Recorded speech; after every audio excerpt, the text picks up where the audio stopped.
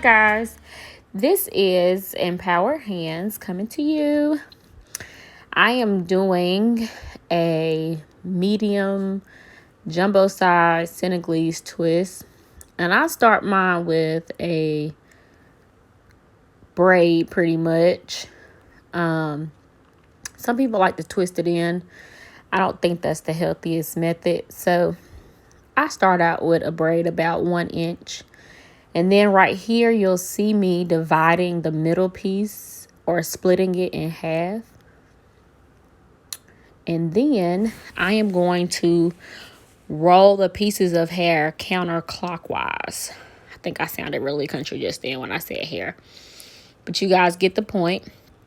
I'm going to keep my fingers really close here. Don't take this twisted method for granted. Some people like to wet the fingertips or add a little bit of product as they go down to make sure that their hair stays inside the twist. It is speeding up a little bit for the sake of time. Y'all, where was my shirt? Lord Jesus. Anyway, so you'll see me take the hair in my mouth. Some people say that's very unsanitary. I am a natural hair specialist, so I take sanitation very highly.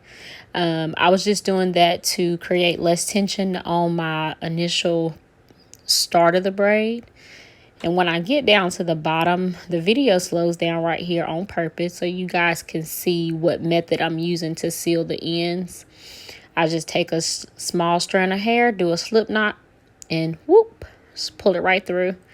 And the medium to jumbo size Senegalese twist.